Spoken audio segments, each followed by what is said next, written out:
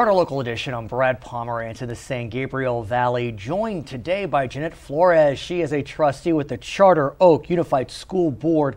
Tell us about Charter Oak a bit. Where is it? How many schools? Charter Oak is a great place, the best district in the San Gabriel Valley. And we have 5 elementary schools. Okay. We have 1 middle school, 1 comprehensive high school, and 1 alternative education high school that really caters to homeschooling students that want to be homeschooled, students that are perhaps parents, and that have they are given a broad array of options in terms of completing their schooling. And you cover the cities of Covina, so a large part of our student population is from Covina. We also go all the way up to Glendora. Oh, wow, okay. And we have a little bit of the San Dimas area as well. I want to talk about educational funding because, as you know, we now are funding our schools very differently than when we were funding them, let's say, in the last decade. Absolutely. Back then, we had a lot of strings attached through these categoricals. Yes. Today, we have something called the Local Control Funding Formula, which gives districts like your own a lot more discretion.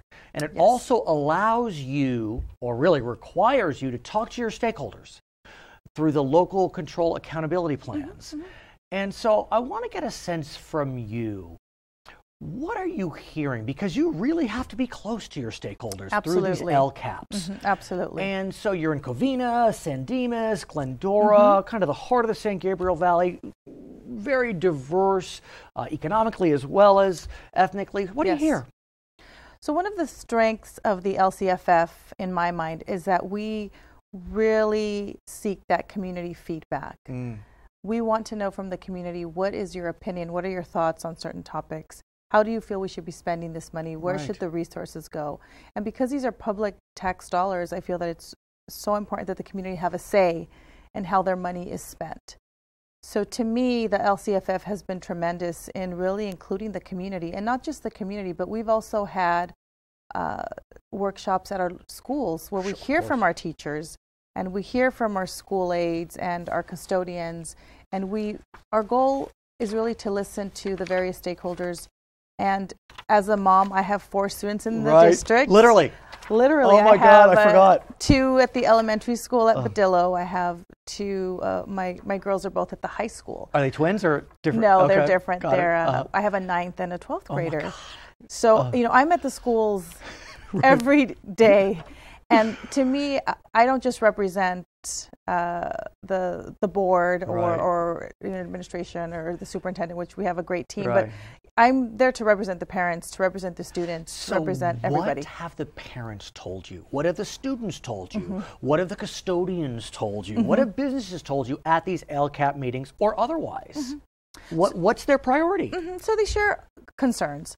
And because we have 5,100 students, we have over 500 employees, you know, consensus can at times be a challenge.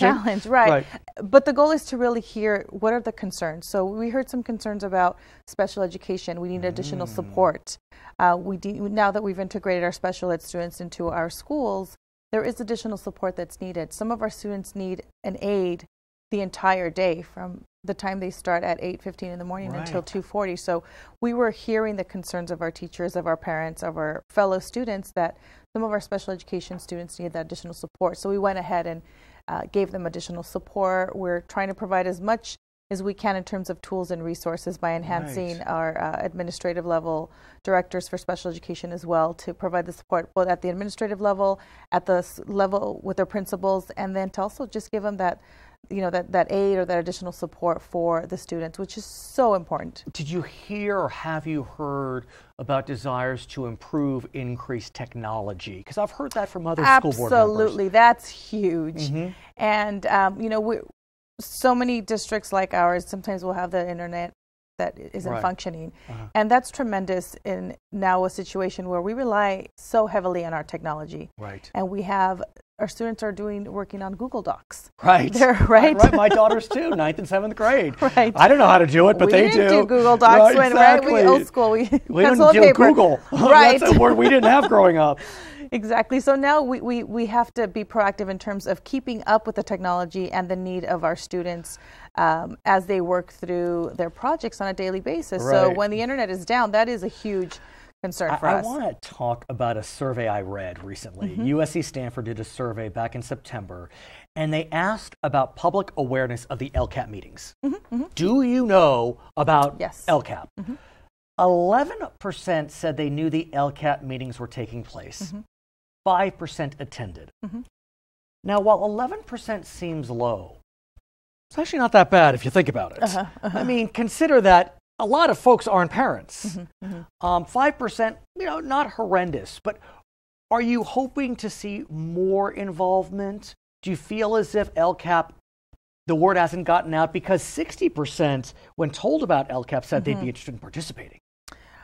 Absolutely. I would like to see, obviously, participation in the 90s. That would be great. Now, what we did at our district is we also did an online survey as well.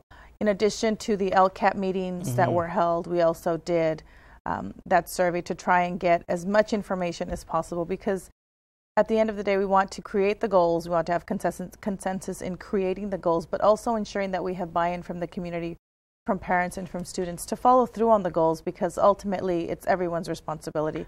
And we're all here for our children and for the students. I've also spoken with other school board members, and they've heard a lot of requests from their communities for bilingual programs. Let me be more specific. Language immersion programs, be it in Spanish, be it in Mandarin. Are you hearing that during your LCAPs? Is there a pent-up demand for language immersion? Not so much. Interesting. Not so much. In our area, we're not hearing that so much. Again, for us, it's supporting the teachers, supporting the students, the technology, ensuring that we have all of the tools that our students need to be successful. I want to talk also about technology in the context of standardized testing. Because as you know, our standardized tests are now on computers or iPads. And we have 2 years of results, and they are not so good. English meeting standards, 49%, up 5% from the year before. Math, 37%, up 4 points from the year before. If you do breakout, the numbers can be a little more troubling. I always like to look at the economically disadvantaged numbers, because that brings in a lot. Only 35% of the economically disadvantaged met English standards, whereas only 23% met math standards. What do you think is going on here?